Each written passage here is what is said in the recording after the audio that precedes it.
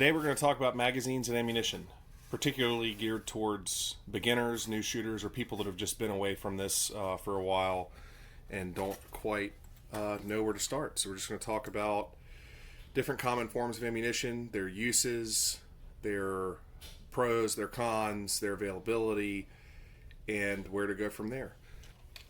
Up first, 22 LR. What that stands for is 22 long rifle. Now, I choose to go over these just because really every shooter should have something in 22. Extremely useful for training. First and foremost, if you're not training with 22, what are you doing? I'll get there in a second. But anyways, let's start. So these are these containers are very easy to use, they're very easy to understand. Okay, CCI is a really good company with a great reputation for making good 22. These are mini mags, just a little bit more power behind these guys. They cycle semi-automatic actions a little bit better. Just very common good 22 ammo, right? 22 long rifle, copper plated, round nose, and it even specifies target. And what target ammunition means is it's usually a cheaper bullet construction. These are meant to just be expendable, used for target and training. See, it's just a round nose. All this thing does is really punch a hole. Now, 22 is unique in that it is a rimfire cartridge. Now, let's compare that to, this is 5.56. So, this is a center-fired cartridge. You can tell by the little round thing in the middle. That's called a primer. That discoloration around the primer, it's a sealed primer. Keeps moisture out long-term, really protects the round. I'll get to that in a second. But 22 short, 22 long rifle, 17 HMR, they're what are called rimfire.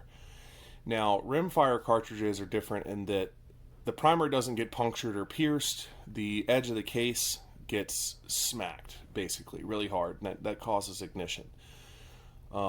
Pretty simple, very dirty in operation. Anybody that trains with 22s knows if you send a couple hundred rounds downrange, you might have to clean the feed ramp, clean the barrel, maybe just wipe away some fouling. Always, always, always, always wash your hands. Wash your hands with cold water first, because warm water will open up your pores and actually increase the rate of absorption for lead and other particles in your skin. So I'm going to eat lunch shortly, and I'm going to wash my hands with cold water first, then soapy warm water.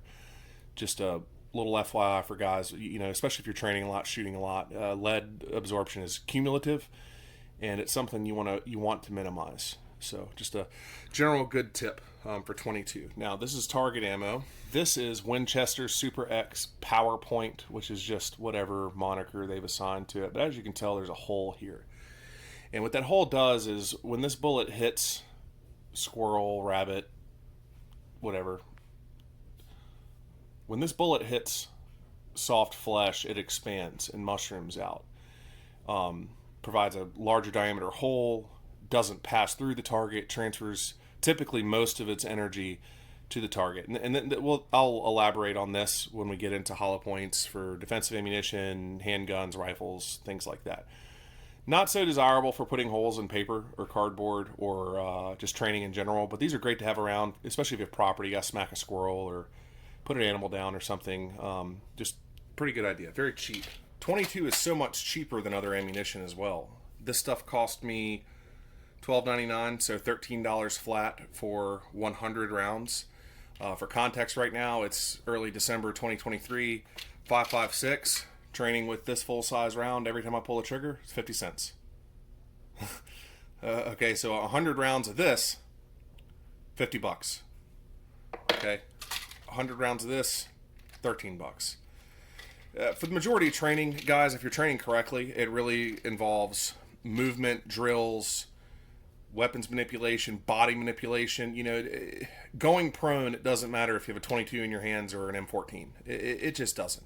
Highly recommended as a training tool, and take advantage of it. Take advantage of the cost. Take advantage of the malfunctions. I mentioned earlier about how dirty 22 can be, and it fouls up weapons. Normally that's not a desirable function, your duty weapon or your carry weapon, but having some misfires on the range is a good time. I really recommend it. I really recommend you get out there, you train, you mess stuff up, right? It's another pretty useful thing about 22 LR. containers that are like this. You just kind of slide this back, dump out however many you want, and you're good to go. In this case, this is a Glock 44 magazine. A Glock 44 is a 22 LR pistol. I'll show you. So this is a Glock 44. I just bought this for personal training. You know, as you guys may or may not know, I carry a 19X and I train with that very frequently. When I'm not training pistol specifically or defensive handgun, or you know, getting used to the recoil and really requiring that full power load, I run this in my belt. It fits in the same holster as my 19X. The manual of arms is the exact same, and it really allows me to take advantage of that cheap cartridge and still train with a similar size weapon. You know, this is a 19, not a 19X, so the grip could be a little longer, but it is what it is. It's a great training tool. And as you can see there, it's 22. Okay. And this is the magazine. So let's talk about the magazine and how to load it. I've released some content. I've talked to people and tried to teach them the basics. And whenever I start doing that, I realize that what I often think of the basics are several steps ahead of somebody that's never shot a firearm before. So I'm making an effort to go back, make better videos, better content, and really help handhold new shooters and make them feel confident and safe in their hopefully newfound hobby. My goal here is not to be a gatekeeper. I don't want to act tough and scare everybody away and make it a miserable experience when I train new shooters or I train new people. Nobody likes that, man. Don't be an asshole. You know, be a steward for the community. Be a shepherd for these people. Hold their hand, take their hand, make them confident, make them happy, make them have a good time, make them have a lot of fun, right? And so that's my goal here. I plan on doing that and making these skills and this information a little more readily available for people so that they can join in on the fun. And 22 is a great way to do that because it's so cheap, it's so low recoil. Just to kind of illustrate, but 9mm recoil is pow. I mean, it's a little scary. You know, you're a 90-pound woman, like that's a lot going on. The first time you fire, you shoot a 22 pistol. I mean, it's pow, pow.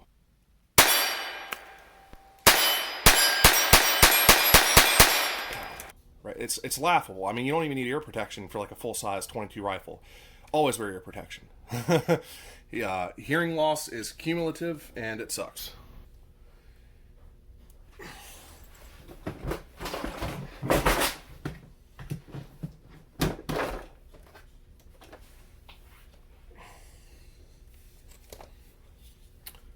So, how you load this? Most 22 magazines have followers that can be reached from the outside. A standard Glock 9mm magazine does not. I'll teach you about those as well in a second.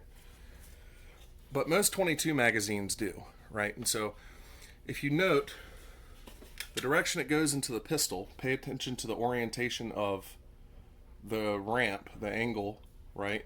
And you want that to go up and forward because obviously these feed into the barrel. So kind of just to show how this works, this is an empty chamber.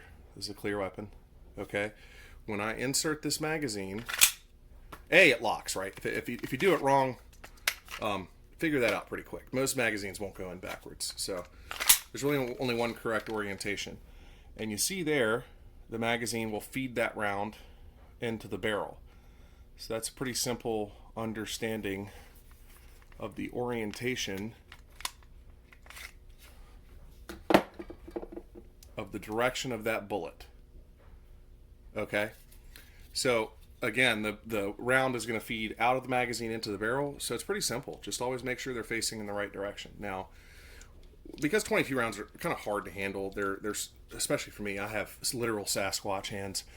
They're very difficult to just kind of push in there, so take advantage of the follower. There's just no shame in it. Just pull it down the way you need it, you know, break that round out of the box, and just kind of do one at a time. This magazine holds 10 rounds. There are pistols that hold substantially more. The reason I chose this as a training tool is because I carry Glock. I train Glock. I'm just a loser. I'm a Glock guy. Against my will. I actually don't even like the pistols, but I'll get into why I carry one in greater detail maybe at another time. But this is how you load these. You can actually see the capacity and kind of where you're at, you know, and you just kind of load them in, right? And you check the direction of bullet travel. Always, you see the direction of the rounds. Always seat them in the rear. Just that little bit of inertia. And this magazine's good to go. Obviously, it's not fully loaded, but that's how you do it. To unload a magazine, It's laughable. You just push the round forward. I say it's laughable, then I can't do it because my fingers are too big. But this is not hard to do. Okay, you're done. Whatever, you want to take your ammo out of the magazine, knock yourself out. Right. So up next we have 9mm, and kind of the same story as 22. I just kind of want to go over how to select your ammunition and how to make wise choices on what to get. This is a box of ammo I got at a local gun store specifically for target practice. When you're practicing your movement, your drills, your weapon manipulation, your accuracy, you really don't need expensive ammunition, guys. If you're going to carry a particular hollow point or self-defense round, which I highly recommend you do, I highly recommend that you do not carry ball ammunition as your only ammunition for self-defense. So let's just kind of talk about this. So this is MagTech, which is a company that makes ammunition. I haven't had any bad experiences with them. I don't particularly think they're amazing or bad or whatever, but I've shot it. I've had a pretty good time.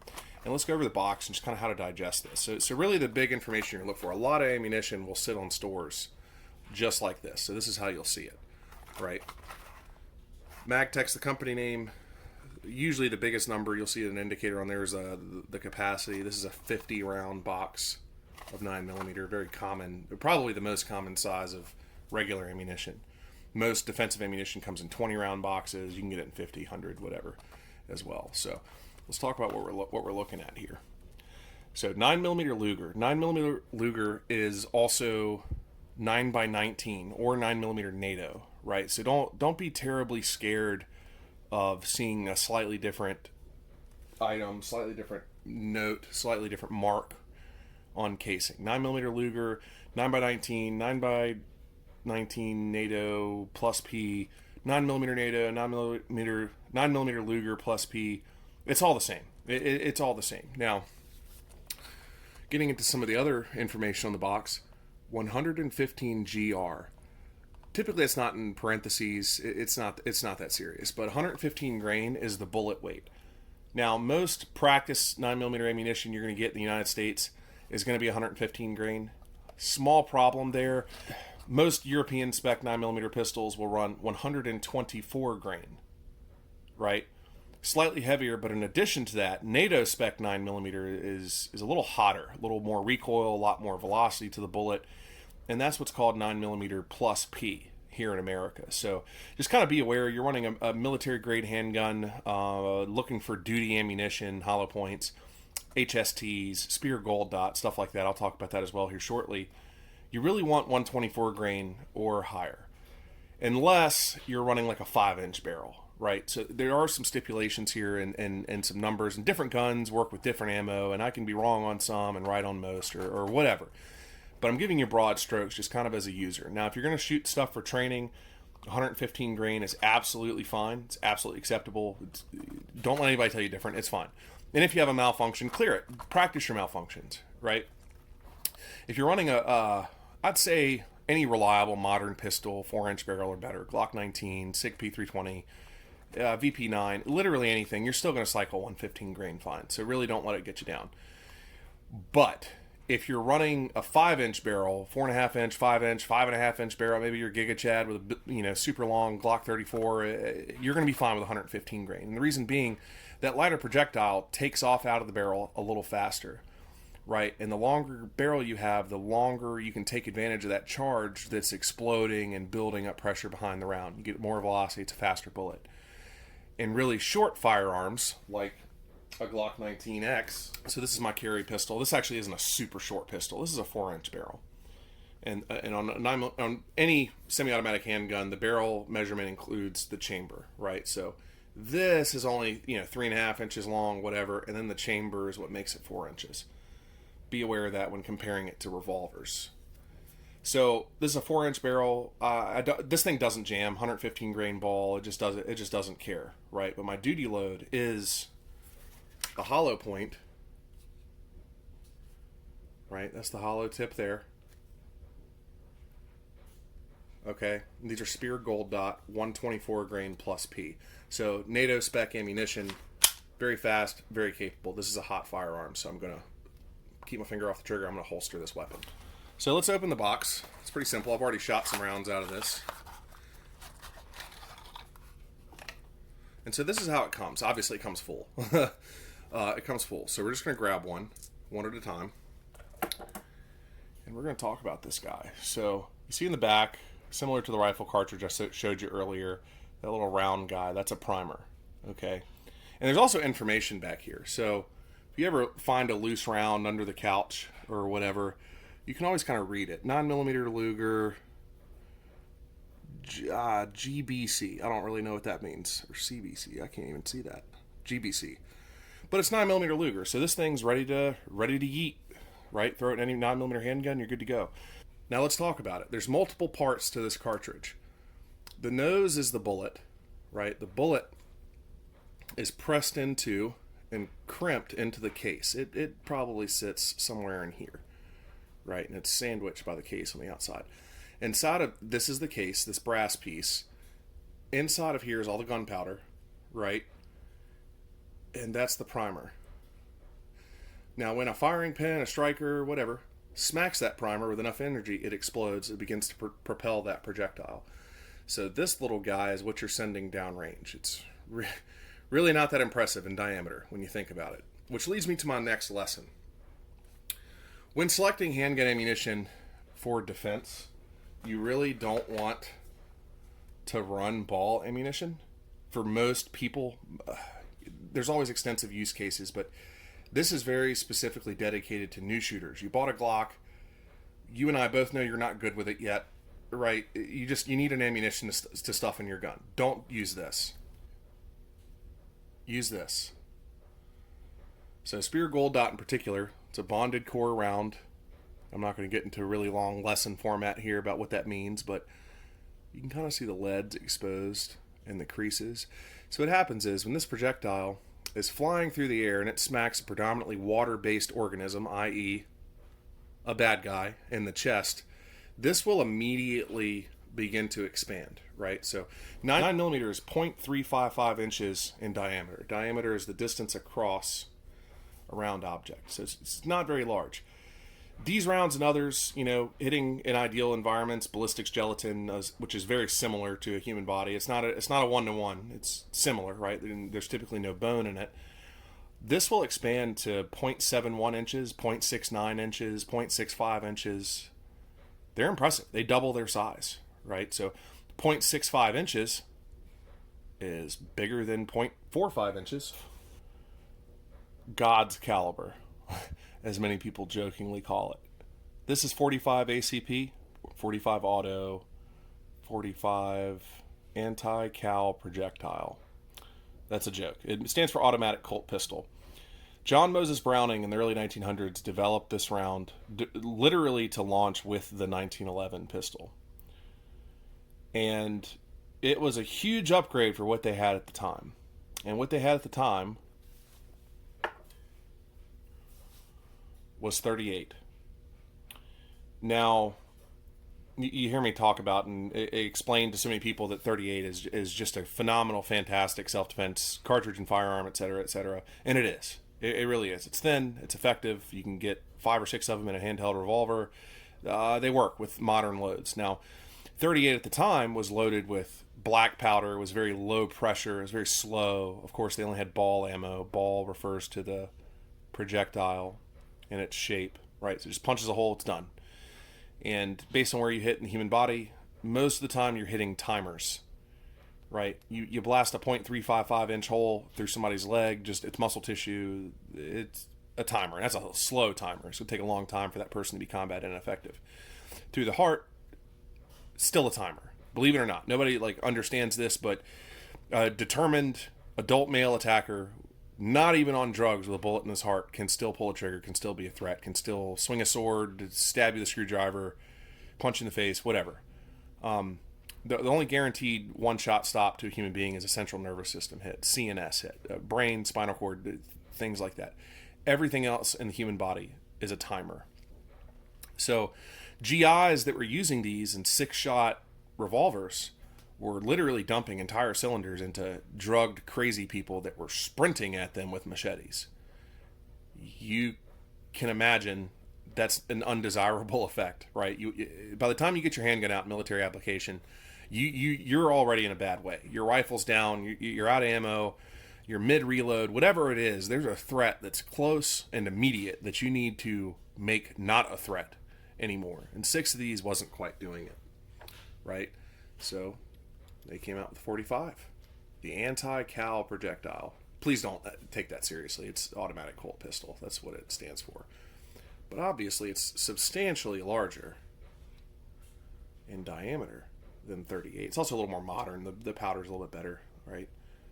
Basically, not a lot of difference in energy, right? 125 grain. Actually, this particular one's 158, but the lower end of 38 is 125 grain. Most 45 ACP ball ammunition is 230 grain. That's pretty big. That's twice what the average 9mm 115 grain round is. Now, 45 was more effective rather than 38 because it's pretty wide. That's a chunky boy, right? This flying through a Filipino guy at 850 feet per second, which is not very fast for the bullet and for the bullet weight, it would penetrate pretty far and sometimes not make it all the way through a human torso. And if it did, then that's phenomenal. You have a .45 diameter hole in the front and in the back, or both sides, or whatever, bleeding, right? Like you've created a pretty good timer to turn that organism off at that point, right? Even gut shots, lower torso, shoulder, leg, whatever. These put pretty big holes in people. They get stuck in people. They work pretty well. Also, because of the bullet weight, it's a little hard to slow down. It's a little hard to deviate. So flying through sticks and brush in the woods, right? These are things that, people that have never been in combat don't think about. It is a little harder to deviate, right? It's a little harder to glance or whatever. These do not penetrate as well as 9mm ball, but they do penetrate better than 9mm hollow points, which can be a desirable function.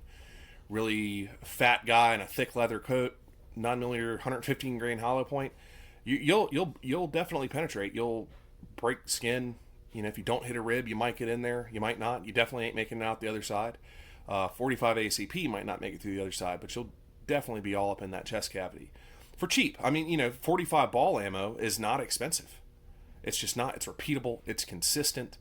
It's an option. I don't recommend it for most people, again, because it comes down to training. I'd rather you be extremely efficient with a 38 than suck with something you can't afford to shoot or recoils too much.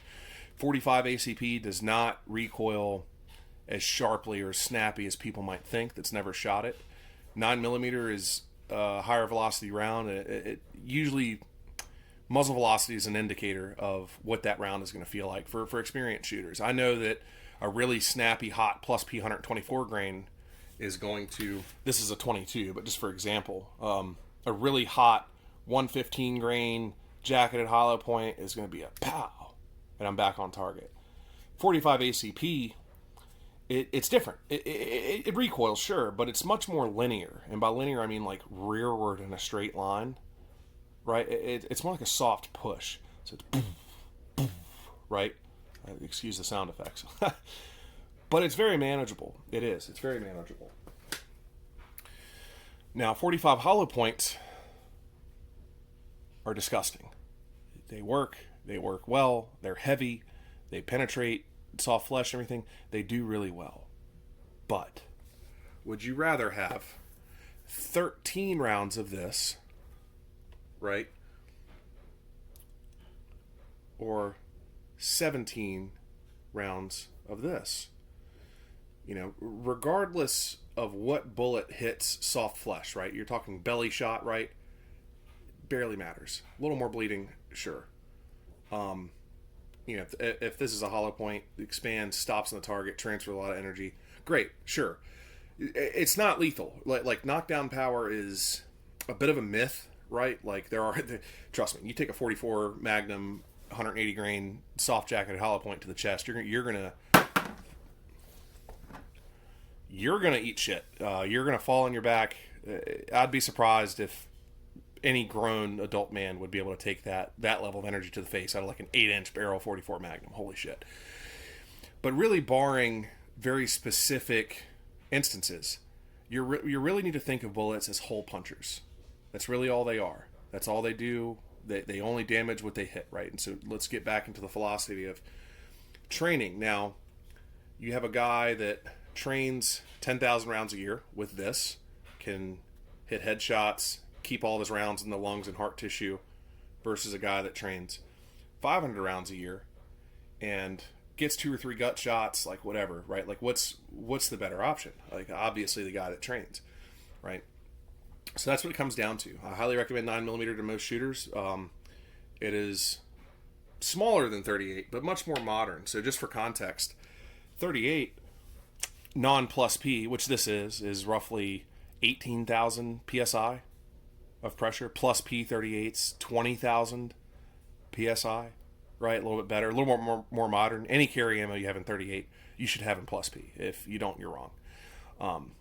It just doesn't quite have this stuff with the regular load. Penetration kind of suffers. It depends on barrel length. There's a million variables, but collectively, the right answer is going to be you should carry plus P, right? Now again, 18,000 for regular, 20,000 for plus P, and I am paraphrasing. So if I'm wrong, I don't care. I'll correct myself later. But 9mm, 35,000.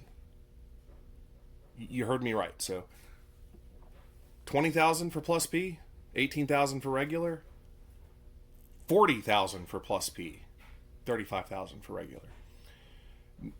9mm has a lot of energy, a lot of velocity. Modern bullets, especially plus P rounds, they send, especially a hollow point projectile, into what is predominantly a bag of water, your body, right? And it immediately begins to expand. It's very fast, right? It dumps a lot of energy, and because the bullet projectile weights are lighter, at a minimum, you should be, again, 124 grain. HST has a phenomenal 147 grain option. Because they're heavier, they're harder to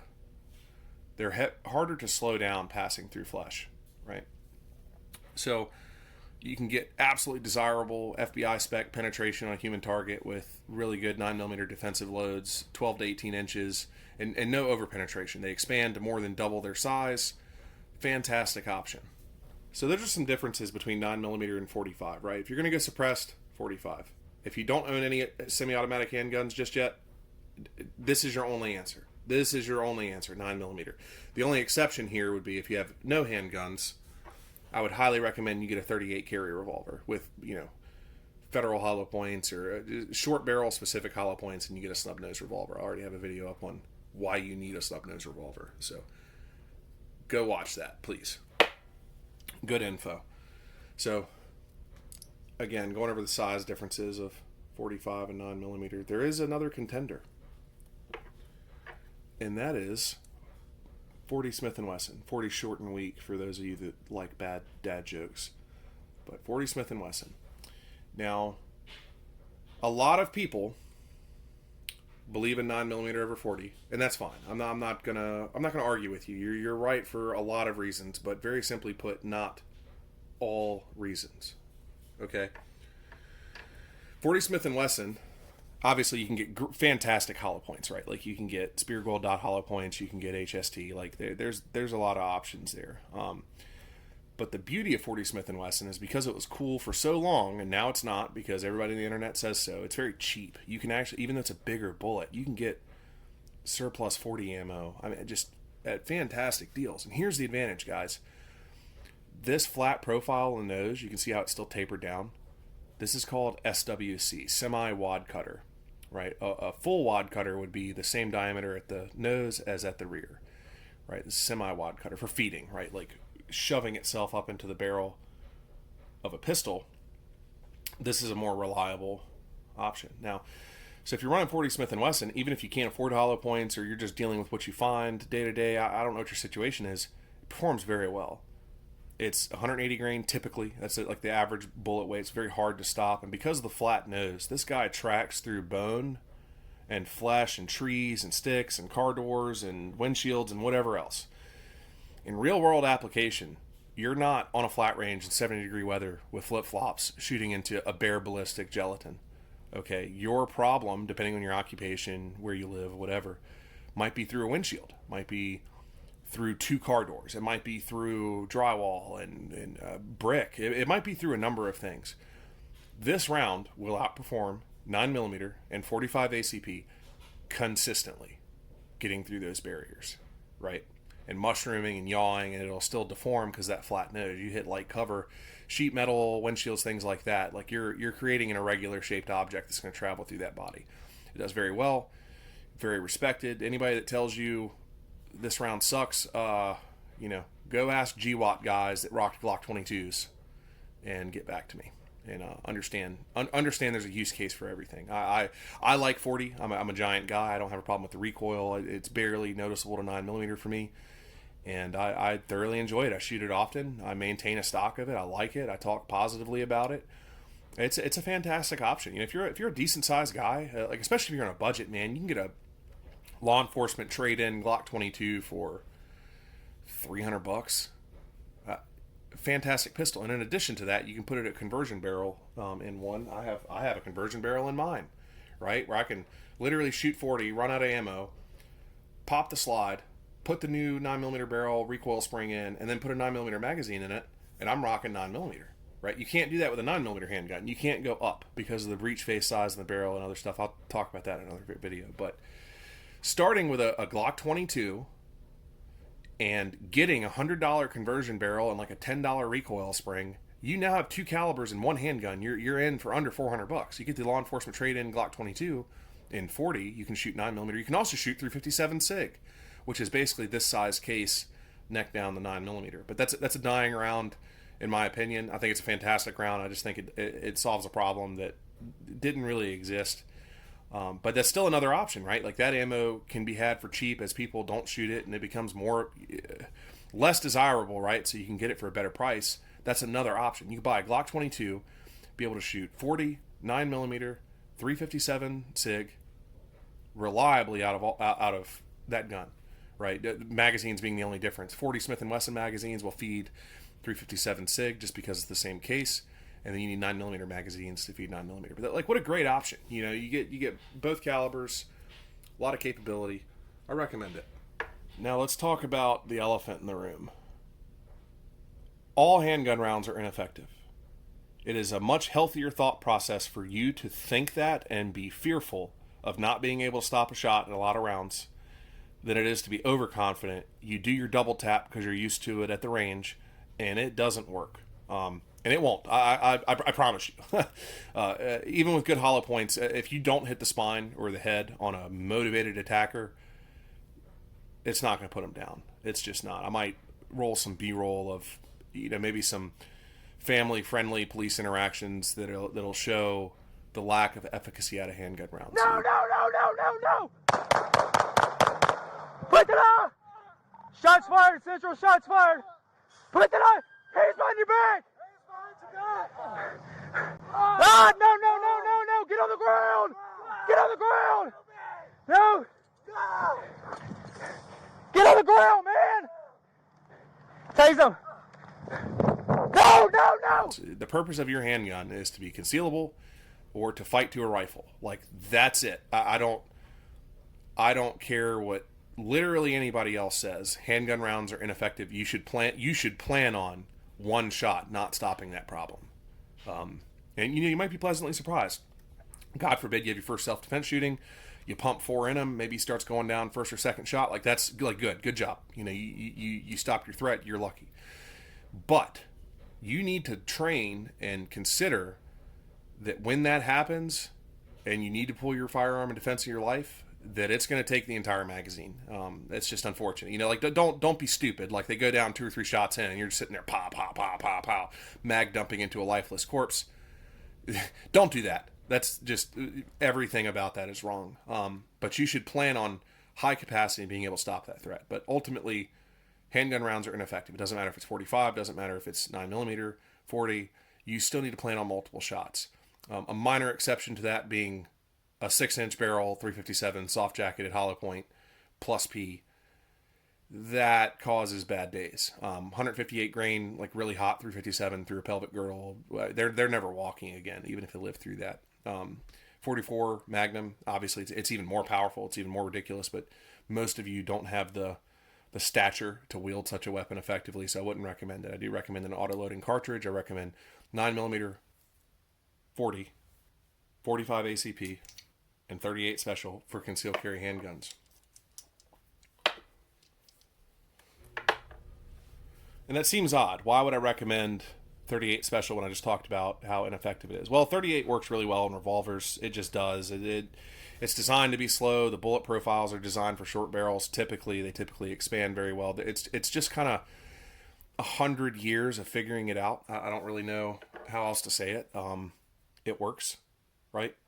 Puts a lot of dicks in the dirt. It's a fantastic cartridge, and it'll always be around, right? Like 5 of these that go off every time in a revolver, which is more of a feature of revolvers than the ammunition. But it's a good revolver choice. Cheap, it's effective. If you have a 357 Magnum, you can still shoot 38, right, and carry 357, which I highly recommend because this is cheaper. Always shoot your defensive loads though, so you know how much they kick. I was shocked at how much recoil came out of this guy. It's not even plus P. It's just 158 grain Fiocchi ball ammo, and this surprised me. A lot of recoil. I'm not a little guy. Maybe it's because my hands are so big I couldn't grip the pistol correctly. It hurt. It rocked my shit for sure. Not pleasant. I did burn through a whole box, but it was surprising. So get out there and shoot, right? Like, I'm an experienced shooter. I didn't expect that. If I'm being honest, I would have completely felt okay putting a random 38 round in my revolver and just walking throughout my day. I'm being honest with you, and I'm wrong. I was wrong to think that because I pulled out a box of target ammo and it hurt. It hurt my fingies, right? It gave me a little bit of pain. So just be aware of that. Make sure you shoot your defensive load. Make sure you can shoot it well. Make sure you can maintain a good grip. Make sure you can maintain control of that weapon, right? If you get a super effective round and it blows the pistol out your hand, well, you're screwed. So don't do that. Do not buy the smallest handgun you can find. Don't do it. This is a very large pistol. This is an FNX 45 Tactical. This is a 15 round 45 ACP handgun. Little dot action, got an RMR on it, right? It's a pretty cool pistol, right? That's you can decock it, you can carry cocked and locked. I wouldn't do that. I like my first shot from a heavy double action pull, but anyways, really big pistol. And the beauty of this pistol is I have a full purchase. I mean, I can wrap my mitts all the way around this frame. I can really, you don't want to drive on a takedown lever too hard, but I can apply pressure to the frame. I don't accidentally hit controls. I don't accidentally hit the slide release. Like, this is fantastic. And you can really get a purchase and really drive down this gun. So when you're experiencing the recoil cycle, you've got a lot to hang on to. It's just not as hard as a super tiny pistol. This isn't a super tiny pistol, but for me it's small. Glock 19 in my hands. I've got giant mitts. But when you're trying to hold on to a small pistol and you can't quite get the purchase, like you're just encompassing the whole thing, and that little thing is recoiling with a full power round. It sucks.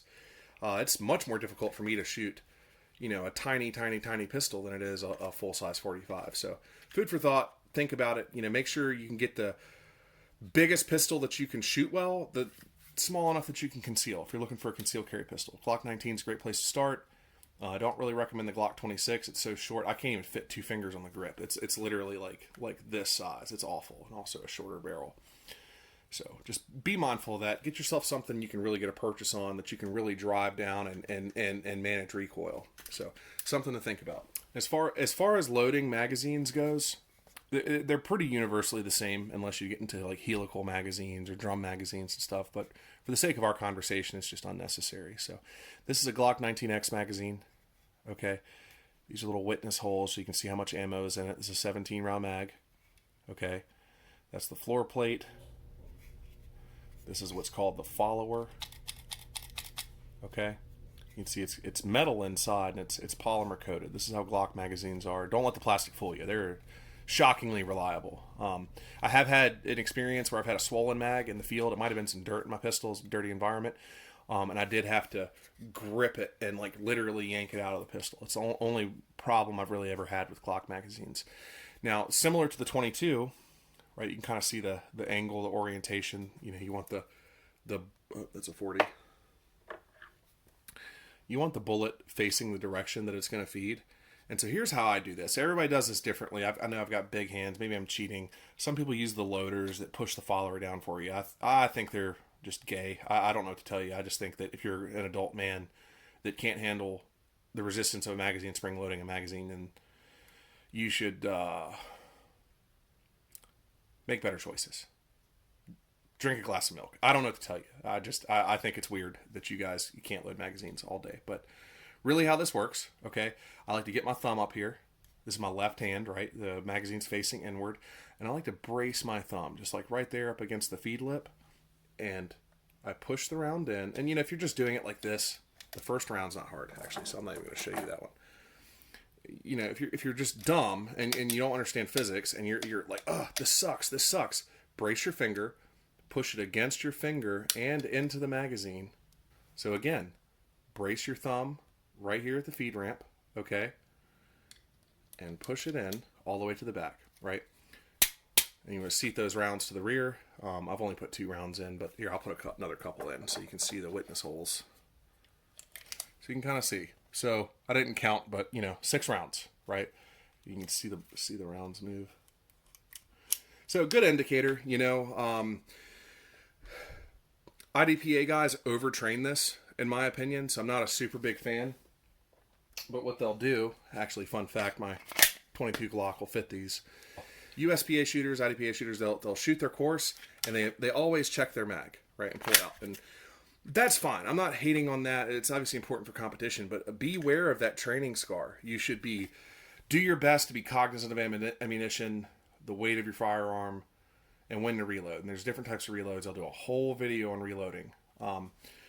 But you don't want to just, you're constant every time you shoot, do that. You just don't. I consider it a bad training scar. I think it can get you killed in real life. Home defense situation, you put an intruder down. Do not assume he's the only one. That's not how that works. I can almost promise you the majority of home invasions in the future are going to be multiple men, multiple attackers, multiple weapons involved. So don't do that, right? So you put your threat down. Oh, how much ammo I got? Bam, you're dead. Like, you clock out. That's it, right? So, but yeah, the windows help you identify how much ammunition you got left at the range or whatever, to top off. Don't be scared to keep your magazines full, guys.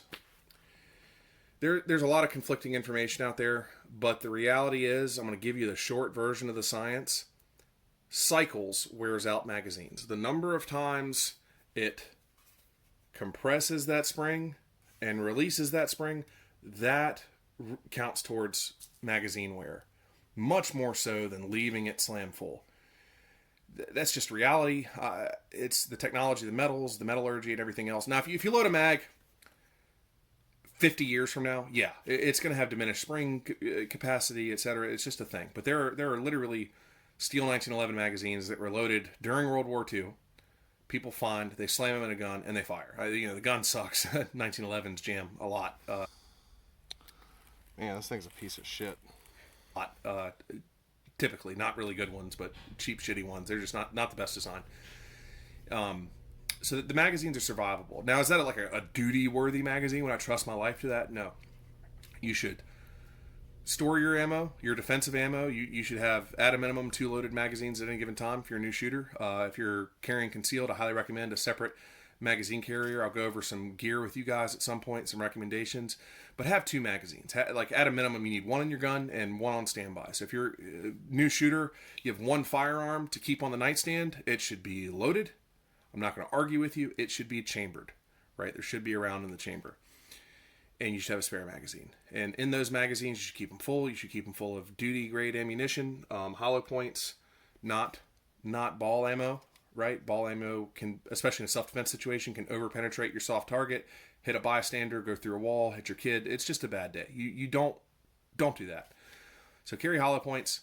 Carry at least 2 magazines on you, 1 in the weapon, 1 on your person. Magazines fail as well. You might only need 3-4 rounds to solve the problem, but if your floor plate yeets itself into oblivion, well, you want a backup plan. So food for thought. But don't feel bad about leaving them loaded. My range mags, I don't leave loaded because I'm lazy. I don't know. I just load them like the night before I go train, or maybe I don't use some while I'm at the range and I'll just leave them loaded until the next thing, right? But I'm also a strange person. I maintain a particular level of preparedness. I have my carry magazines, which are always my newest magazines. I always run at least 50 rounds through them. Once a year, I will get new carry magazines. I will run my duty ammunition through them, make sure they work. I will clean my gun, clean my magazine, and then that's my defense setup.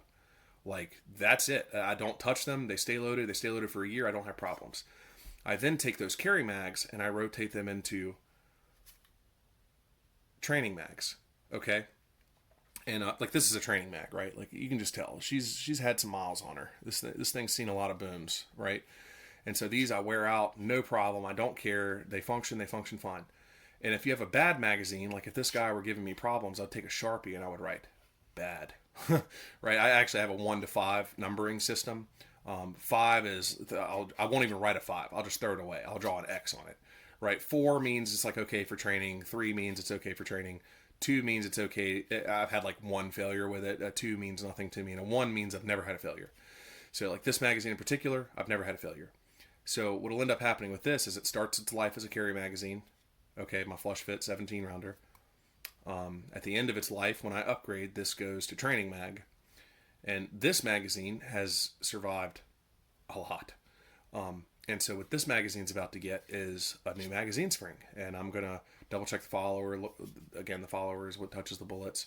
Look for cracks. Double check, look at everything. Look at the floor plate and everything else. But it's just going to get a new spring. Why? And then this will be a SHTF magazine. There's 2 or 3 pistols I do this with because I like to have options. I like to have the ability to outfit other people should the need arise, but that's neither here nor there. But I know it's a reliable case, a magazine body. I know that it's reliable feed lips. I know that it's a good magazine, good dimensions. And when I wear the spring out, I just replace the spring. It's a laughably cheap part. I highly recommend it. You don't really just need to keep buying new magazines. You really don't. Just replace your springs. And this applies to any number of magazines. Now, I have a couple of options here. So this is a Glock double stack 9mm magazine, right? Double stack. This is an aftermarket Wilson Combat 10 round 45 ACP magazine. And same loading process. You're just going to push it in, case to the rear, right? I'm only going to put 1 round in it. And this actually has witness holes too. So this is a 10 round magazine and it's single stack, right? So this is for a 1911. And you can see how thin it is, right? So bigger bullet, a lot less capacity. 10 rounds, 17 rounds. And the 10 round is like super long. Okay, so something to pay attention to. Now there are other options. So this is also a double stack magazine, but this is a 45 ACP double stack magazine for my FNX 45. Now, so you can get double stack 45, but she's a big boy, right? 17 round 9mm magazine, 15 round 45 magazine. And also the girth of this guy. I mean, it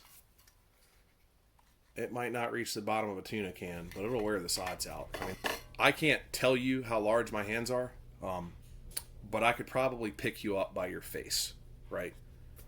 This is a big magazine. 45 ACP is big in a double stack configuration. So if you're a big guy, you like 45, or you run suppressed, or you just enjoy 45, like that's really the only great excuse for it. Rock out, man. Get yourself a double stack. Get a double stack Glock 21s, double stack 45, 13 rounds 45. This is 15 in the FNX, a little bigger platform, but yeah, rock out. So that's a double stack 45 magazine. That's a double stack 9mm magazine. And this is the double stack 45. It's wild how long that thing is. But yeah, it fits in the grip of the pistol about like that. So you got that whole doodad sticking out. A standard 1911 magazine is only 8 rounds. So it kind of stops right there with the floor plate. But just kind of illustrating this to y'all so you can kind of understand what's going on. All right, so let's get into arguably, better not argue, it is the most important cartridge for you guys. Once you have your concealed carry pistol selected, outfitted, whatever that looks like, an AR-15 really, really, really needs to be your first serious home defense choice. The versatility, whatever. I'll do a whole AR-15 video soon, but this is just really about ammunition and magazines.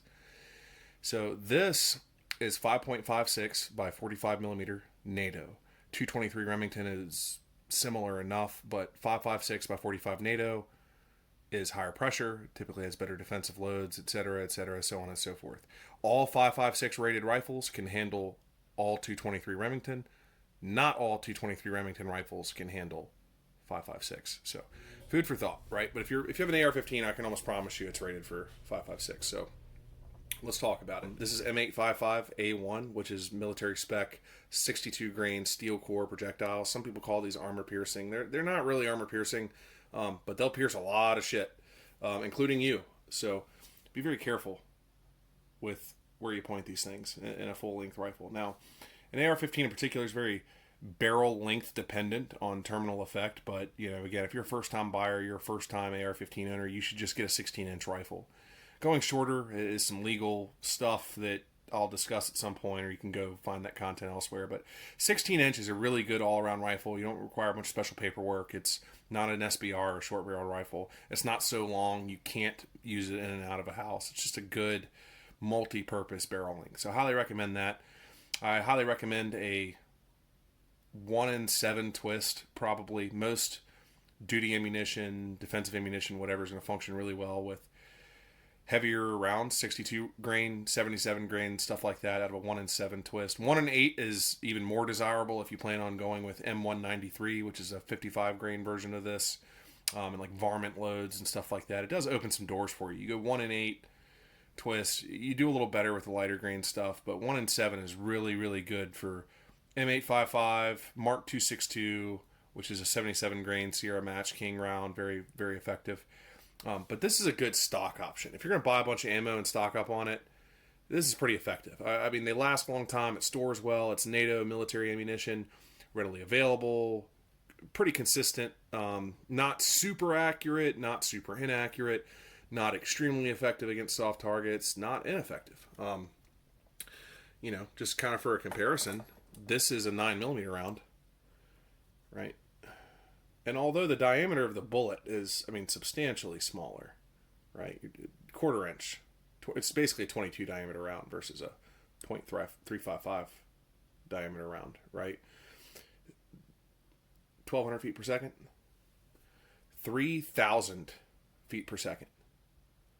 The speed of which this enters a predominantly wet organism, right? Like predominantly water. If you ever shoot a water jug or just watch some ballistics gelatin footage, these rounds, when they hit, they're so fast that they cause a temporary wound cavity. And so now you kind of get into why a pistol is for fighting to a rifle. Now, with it, obviously range, body armor, there's so many factors. This isn't an exhaustive list of ballistics. That's not what this is. I'm just explaining to people that are new to guns why rifles are superior. That's why. Really, really fast rounds. They penetrate better. They cause more temporary wound cavity, more permanent wound cavity. They absolutely put people down in fewer shots, which in a defensive application is severely more desirable than hitting timers, right? Like even with a rifle round, you get a center mass hit, heart, lung, pump box area. The temporary wound cavity alone is enough to cause severe hydrostatic shock and cause that person to understand and register they've taken a terminal hit a lot faster, and they exit that fight. Now, obviously hitting central nervous system, brain, spine, things like that, guarantee a little bit faster of a response, a lot faster of a response, but also pelvic girdle. When you get into rifle caliber cartridges, unless you're talking really heavy handgun rounds, they just don't have the energy necessary to drop a target. As you go on this journey with me, you'll learn why I reference the pelvic girdle so much. I don't train to only deal with crackheads and t-shirts. I train to deal with a tyrannical government, body armored opposition. I'm at a level of proficiency in my training and firearms use. I'm not actually worried about a fight at the dump. I'm just not. So pellet girdle shots on body armored opposition work. The pelvis is basically a fruit bowl. You break the bowl. What happens? Use your imagination. It's effective. It's very effective. Rifle rounds are very, very, very capable. Not only 5.56, just a lot of rifle rounds. Now, are there better choices? Yes. Are there more effective rounds?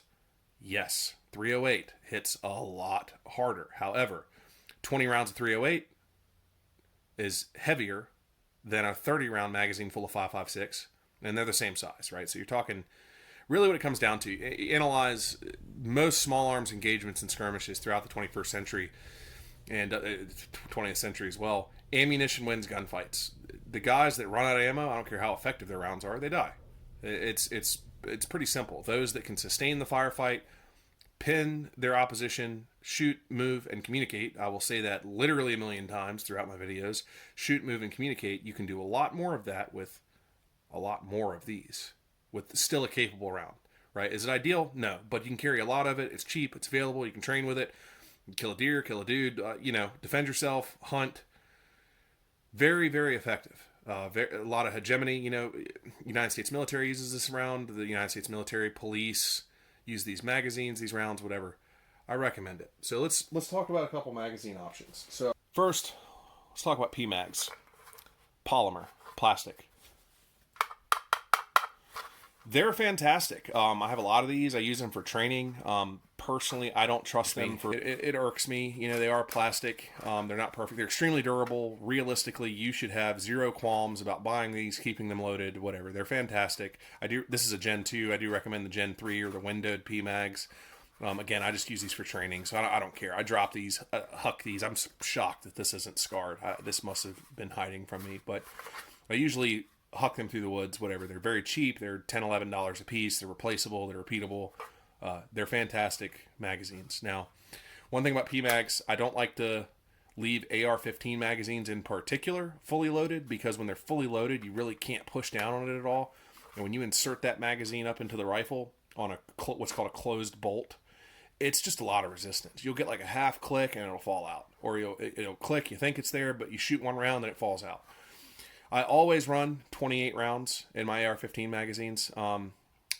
And for a number of reasons. It puts the round on the same side of the magazine as a fully loaded magazine, but when I push down on the bullets and they go just a little bit, I know, for me, that's a 28 round magazine. Like I know what it feels like. I know what it is. I know that it's not a half empty range mag. I push down on it, goes down about 2 bullets worth. I'm like, all right, tight. That's ready to go. And PMags do have polymer feed lips, right? They will swell. They will widen and expand when fully loaded. So I'm just not the biggest fan of leaving these fully loaded. Fantastic for training. Fantastic if you're going to go use them. You're going to go on an op. SOF uses windowed PMags, Gen 3 PMags. They're fantastic. I don't have a lot to say. They can't rust. They're plastic. They're easy to take apart, easy to clean. Push this guy down, and then you slide this off, right? And I'm not going to do that because I don't feel like putting it back together. But you get the idea. Just be mindful. A spring will shoot at you. But very durable, very simple, very repeatable, very cheap, very easy to load too. Most people struggle with loading an AR-15 magazine.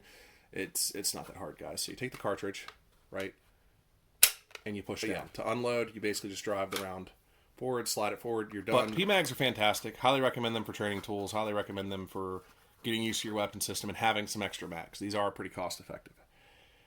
However, I do still recommend metal magazines. These in particular are magazines I kind of picked up for experimentation and for training. You can tell this one's like pretty beat up. It's never failed. These are just Brownell's brand magazines, and I'm pretty sure they're like the same cost. I remember getting these for pretty cheap. They might be $1 or so more. It's just a better option. They are. They're more durable. You can drop them. You can leave them loaded without flaring out the feed lips here. Fantastic option, very durable, 30 round capacity, load them to 28, and rock out. Keep one on your rifle. Go over some gear for how to do that at another time, but loads the exact same way, right? Do that, and there's a little bit of traveling around, but not a lot, right? You just want a little bit of travel, but not a lot. And at the end of loading a magazine or during a couple times, you always want to smack it back to the rear of the magazine, right? You'll get used to handling those. So I hope this helps. I hope this is useful for somebody to get their stuff together for like their first range day, or to kind of just feel confident in handling magazines and ammunition and knowing a little bit more about how to safely do this. These rounds are very safe. You can leave them in a 150-degree truck. They're not going to blow up. That's horse shit. That doesn't happen. These are stored in connexes in the desert forever, and they don't just go off. It's not a thing. So feel confident in your magazines. Feel confident in your ammunition. I've taught you a couple things here. This is not an exhaustive list. This is not everything you need to know. This is a very basic. I've bought my first 9mm pistol. I've bought my first AR-15, and I want to know how to get ready to fire that weapon. This is how you do that. So keep your ammunition dry. Keep it stored in a, if you can, right, dry, cold place. Store them in magazine boxes. Use silicate packets and stuff to just kind of keep moisture away from them. Your ammunition will last a long time. And don't feel bad about buying a lot of it. Ammunition will appreciate more than your 401k over the next year. You can take that. This is not financial advice. I'm not a financial advisor, but look at what ammunition prices have done across the past 10 years, across the past 3, and compare that to your 401k. Didn't depreciate, did it? Didn't think it did. Ammunition always becomes more expensive. The more you buy now, the less you spend later. The more you save now, the more you can train. So just make smart decisions, guys. Like, M855 is not an expensive cartridge to stock up on, and this will perpetually be more effective than any defensive 9mm 40 or 45 handgun round. It just is what it is. If you don't have any direction on where to stock up, I just recommend M855. It's effective enough, right? Like the Chads and the SF guys and Meal Team 6 guys are just going to disagree with me on this. But again, this is just for an average prepared citizen. This is just like a reliable bullet, right? This can be left in your closet for 10 years. It's still going to fire. That's what you want. That's what I want for you. And that's what you need. So 855, get sealed primers if you can. Doesn't really matter all that much. But start here. 2,000 rounds of 5.56, and you should probably get 1,000 rounds of training ammo at a minimum, and have at least 100 rounds of your defensive 9mm load of choice. And if you don't know what that is, just keep it simple, man. We can get really into ballistics, really into bullets. I really like Speer Gold Dot. I think it's the premier defensive 9mm handgun round on the market. That's my opinion, and I'm just a dude on the internet. You shouldn't listen to me. You should take what I say, use it as guidance, and improve what you know and grow what you know, and weigh it against an aggregate of other positions and opinions. But I'm also not stupid. So if you're just really looking for a good starting point, Speer Gold Dot, Federal HST is fantastic. I think it's overrated. I think it's overrated, but it's good. You can get the 50 round or law enforcement purchases. If you can get the law enforcement quantity, it's a much better deal. Their 124 plus P, their 147 plus P are fantastic bullets. I have nothing bad to say. They're a little expensive if you get them in the small 20 round boxes. Hornady, Critical Defense, Critical Duty, they're both the same to me. Critical Defense and Duty. I think the Duty has sealed primers. I'm not a big Hornady guy. I think that they have sealed primers kind of for cops. They're out in the snow, doing traffic tickets, still need a reliable round. Fantastic ammunition, can be a little expensive, but it is a good starting point. So between Hornady, Critical Defense, Critical Duty, Federal HST, make sure you get plus P options when you can. Make sure you shoot it. Make sure it works with your firearm. And then, of course, Speer Gold Dot. It's really good for 9mm ammo. So I hope that's a good starting point, and I hope that gives you information that you're looking for. All right, be safe.